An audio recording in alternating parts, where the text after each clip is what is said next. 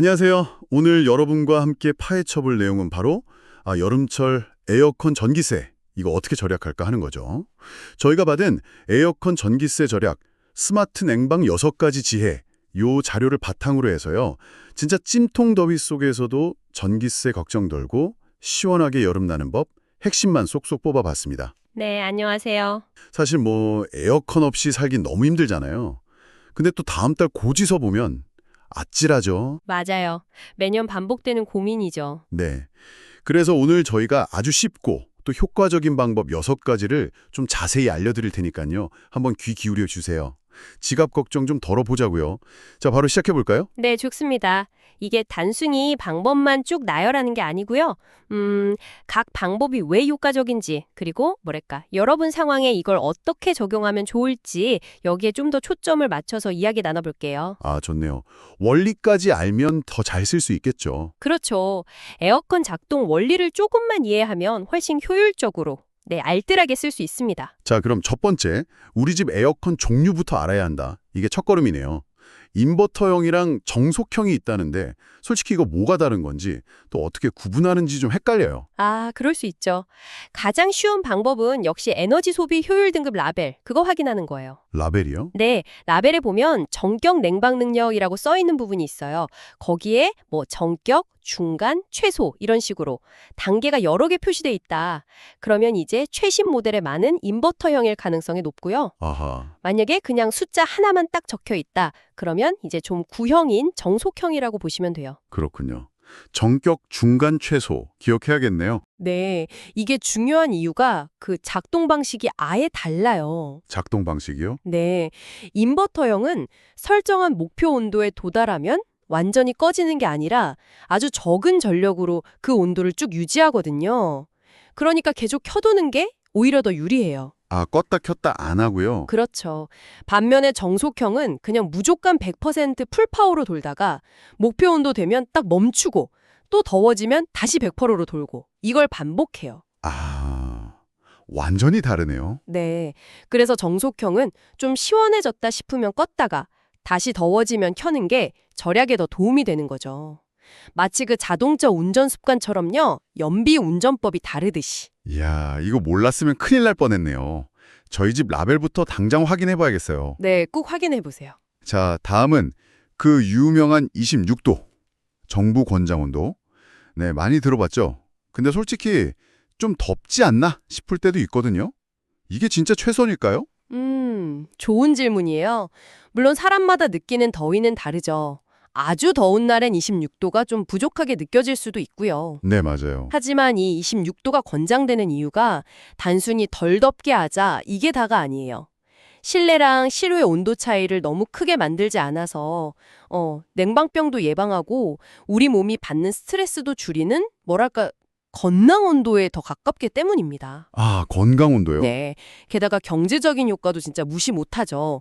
그 설정 온도를 딱 1도만 높여도 에너지 소비가 약 7% 정도 줄어든다고 해요. 1도에 7%요? 와, 생각보다 엄청 크네요. 그렇죠. 그러니까 25도씨 대신에 26도씨로 설정하는 것만으로도 이게 상당한 절약 효과를 기대할 수 있는 거죠. 건강이랑 절약 이 두 가지를 동시에 잡는 어떤 합리적인 타협점 이렇게 볼 수 있겠네요. 1도에 7%. 이건 꼭 기억해야겠습니다. 자, 세 번째는 선풍기나 서큘레이터 활용. 이건 많이들 안 쓸 것 같아요. 에어컨이랑 같이 틀면 좋다. 근데 이게 정말 효과가 그렇게 드라마틱한가요? 네, 이게 생각보다 훨씬 효과적입니다. 핵심은 딱 하나예요. 공기 순환. 공기 순환. 네, 에어컨 혼자서는 아무래도 찬 공기를 방 구석구석까지 보내기가 좀 힘들잖아요. 근데 선풍기가 이걸 도와주는 거죠. 보조 역할을 하는 거예요. 아, 도와주는 거군요. 그렇죠. 그리고 여기서 중요한 포인트가 있는데 찬 공기는 보통 아래로 가라앉는 성질이 있어요. 네, 그렇죠. 그러니까 에어컨 바람 방향은 약간 위쪽을 향하게 조절해 주시고요. 선풍기는 에어컨 맞은편 벽 쪽에 두고 천장 쪽을 향하게 트는 게 좋습니다. 아, 선풍기는 천장으로요? 네네. 그래야 위쪽에 찬 공기를 아래로 또 방 전체로 이렇게 골고루 섞어주는 역할을 하거든요. 이렇게 하면 체감 온도를 한 2, 3도 정도 낮추는 효과가 있다고 해요. 와, 2, 3도나요? 네. 그러니까 에어컨 설정 온도를 그만큼 덜 낮춰도 시원하게 느낄 수 있는 거죠. 오, 선풍기 방향에도 이런 요령이 있었군요. 이건 바로 써먹어야겠어요. 네, 꼭 해보세요. 내 본체는 외부 열기 차단, 낮에 커튼이나 블라인드를 칠하는 건데 아니 이게 그렇게 중요한가요? 뭐 그냥 창문 닫아두면 되는 거 아닌가 싶기도 하고. 아, 그럼요. 중요합니다. 창문을 통해서 들어오는 그 뜨거운 직사광선 있잖아요. 이게 실내 온도를 그냥 2, 3도 정도는 우습게 올려버려요. 그렇게 많이요? 네. 그럼 아무리 에어컨을 세게 틀어도 이미 들어온 열을 식히는 거니까 뭐랄까 밑 빠진 독에 물 붓는 것처럼 효율이 뚝 떨어지죠. 아, 비유가 확 와닿네요. 그렇죠. 그러니까 애초에 열이 들어오는 걸 막는 게 에어컨이 들어온 열을 식히려고 애쓰는 것보다 훨씬 에너지를 아끼는 길이에요. 간단하지만 효과는 아주 확실합니다. 커튼 치는 거 진짜 작은 습관인데 중요하군요. 네, 아주 중요해요. 자, 5번째. 와, 이건 저도 자료 보고 정말 깜짝 놀랐어요. 필터 청소. 아, 이거 정말 중요하죠. 네. 한국에너지공단 자료를 보니까 2주에 한 번만 청소해도 냉방 효과가 60% 상승하고 전기요금은 무려 27%나 절약된다고요? 잠깐만요. 27%요? 필터 하나 청소했을 뿐인데. 네, 맞습니다. 저도 그 수치를 보고 와, 이게 정말 크구나 싶었어요. 생각해보면 간단해요. 필터에 먼지가 잔뜩 끼어 있으면 공기가 제대로 통과를 못 하잖아요. 그렇죠. 막히겠죠. 네. 그럼 에어컨은 똑같은 냉방 효과를 내려고 훨씬 더 많은 힘을 써야 하는 거예요. 끙끙 내는 거죠.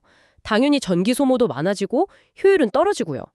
게다가 뭐 세균 번식 문제도 있고요. 건강에도 안 좋죠. 아, 위생 문제까지? 그렇죠. 청소하는 거 사실 어렵지 않거든요. 물로 씻어서 말리면 되니까. 한 10분? 그 정도만 투자하면 되는데 효과는 이렇게 크니까 이건 정말 안 할 이유가 없는 거죠. 건강 생각해서라도 꼭 해야 하고요. 이야, 2주마다 알람이라도 맞춰놔야겠어요, 진짜. 27%라니. 네, 그 정도 가치가 있습니다.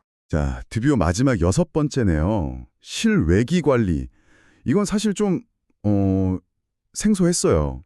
실외기까지 신경 써야 하나 싶고. 아, 그렇죠. 보통 에어컨 본체만 신경 쓰기 쉬운데 실외기도 정말 중요합니다. 이게 에어컨의 심장 같은 역할이거든요. 심장이요? 네. 실내에 더운 공기를 빨아들여서 그 열을 밖으로 내보내는 아주 중요한 역할을 하죠. 근데 만약에 실외기 주변에 뭐 잡동사니 같은 물건들이 잔뜩 쌓여 있다거나 통풍구가 벽에 너무 바짝 붙어 있거나 해서 공기순환이 안 되면 어떻게 될까요? 열이 밖으로 못 나가겠죠? 맞아요. 열 방출이 제대로 안 되니까 실외기가 과열되는 거예요. 그럼 당연히 냉방 성능도 뚝 떨어지고 심하면 고장 날 수도 있고요. 그러면서 전기는 전기대로 더 많이 먹게 되고요. 아, 실외기 때문에 전기세가 더 나올 수도 있군요. 그럼요. 그래서 실외기 주변은 항상 좀 깨끗하게 공간을 확보해서 통풍이 잘 되도록 해주는 게 중요하고요. 특히 그 햇볕이 너무 쨍쨍 내리쬐는 곳에 실외기가 있다면 간단한 햇빛 가리개 있잖아요. 뭐 차광막 같은 거 그런 걸 덮어주는 것만으로도 실외기 과열을 막고 효율을 높여서 전기세 전략에 도움이 됩니다. 와, 실외기 커버 같은 거 파는 거 봤는데 그게 다 이유가 있었네요. 네, 다 도움이 됩니다. 그렇군요. 자, 그럼 오늘 이야기 나눈 6가지 방법 한번 정리해 볼까요? 첫째, 우리 집 에어컨 타입 확인해서 인버터형인지 정석형이지 거기에 맞게 사용하기. 둘째, 건강과 절약을 함께 잡는 적정 온도 26도 유지하기. 1도에 7% 절약. 셋째, 선풍기나 서큘레이터 스마트하게 활용하기. 방향 중요. 넷째, 낮에는 커튼이나 블라인드로 햇빛 차단하기. 다섯째, 진짜 중요한 거. 2주마다 필터 청소하기. 27% 절약. 그리고 마지막 6째, 에어컨의 심장, 실외기 주변 통풍 관리 잘해주기. 네, 완벽하게 정리해 주셨네요. 이 6가지 방법들 들어보니까 뭐 엄청 어렵거나 복잡한 건 없죠? 그렇죠. 대부분 조금만 신경 쓰면 실천할 수 있는 것들이에요. 네, 오늘 알려드린 이런 작은 습관들이 하나하나 모여서 올여름 여러분의 그 전기세 걱정을 조금이나마 덜어드릴 수 있기를 진심으로 바랍니다. 시원하고 또 건강하게 그리고 알뜰하게 여름 나시길 응원할게요. 네. 그리고 마지막으로 한 가지만 더 좀 생각해 볼 점을 던져드리고 싶네요. 우리가 이렇게 우리 집 전기세 아끼기에 대해 이야기했지만 이걸 조금 넘어서서요. 우리가 에너지를 어떻게 소비하는가? 그 방식 자체에 대해서 한번 고민해 보는 건 어떨까 싶습니다. 아, 에너지 소비 방식 자체요? 네. 특히 이렇게 전력 사용량이 폭증하는 여름철에 나의 이런 작은 실천 하나하나가 단순히 우리 집뿐만 아니라 사회 전체의 에너지 자원에 어떤 영향을 미칠 수 있는지 아주 잠시라도 한번 생각해 보는 것. 그것만으로도 꽤 의미 있는 시작이 되지 않을까 그런 생각이 듭니다. 와, 좋은 말씀이네요. 단순히 절약을 넘어선 고민거리군요. 오늘 정말 유익한 시간이었습니다. 감사합니다. 네, 감사합니다.